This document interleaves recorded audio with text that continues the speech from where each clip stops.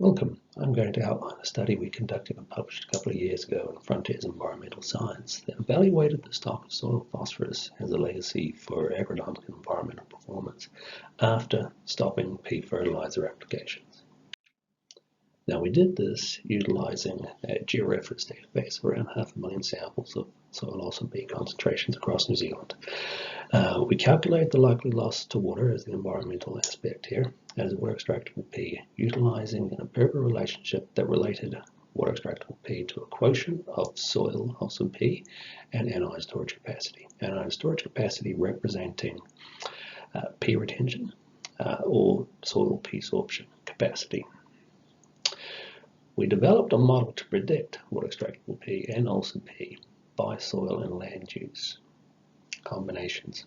Then we also assigned targets for environmental and agronomic thresholds. The environmental threshold was relative to periphyton at 20 parts per billion, and the agronomic threshold was relative to soil and land use combinations, and varied from 18 in a cropping scenario all the way up to 40 milligrams per litre in a dairy scenario.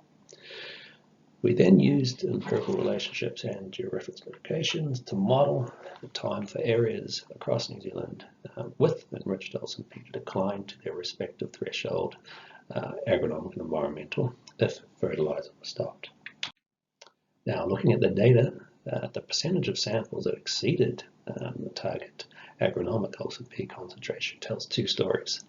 The first is that more intensive land uses obviously have greater enrichment or greater percentage exceeding those targets, and went from dairy through to horticulture, cropping, and sheep and beef land use. They also varied according to soil type, with volcanic soils having a greater enrichment, and that's because they probably hold on to the phosphorus more than peat soils, which have very little anion storage capacity, and iron and aluminium. It's also true that the percentage increased with time, and that represents an expansion of intensive industries such as dairy. What this doesn't say, though, is that areas as the magnitude of exceedance and intensive land use in the North Island can have a higher LSP, but that magnitude of exceedance is quite small, meaning that nationally, on average, it is within a year for that LSP to reach an agronomic target should pea fertilizer be stopped.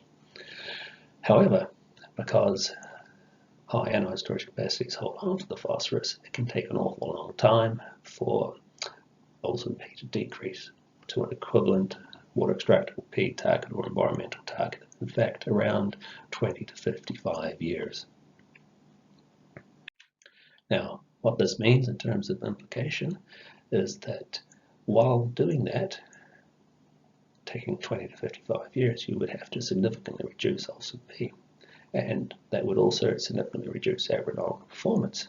In fact, you could reduce live weight gain in sheep by around 30% by the time you reach that environmental threshold.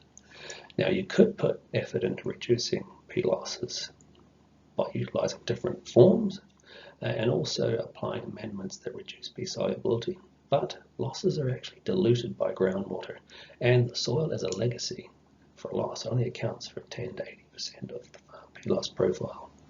Hence, in conclusion, more benefit is likely to be had in terms of reducing losses by focusing on stock management and reducing excreta, and also treating and erosion losses, especially as they interact with critical source areas. Many thanks.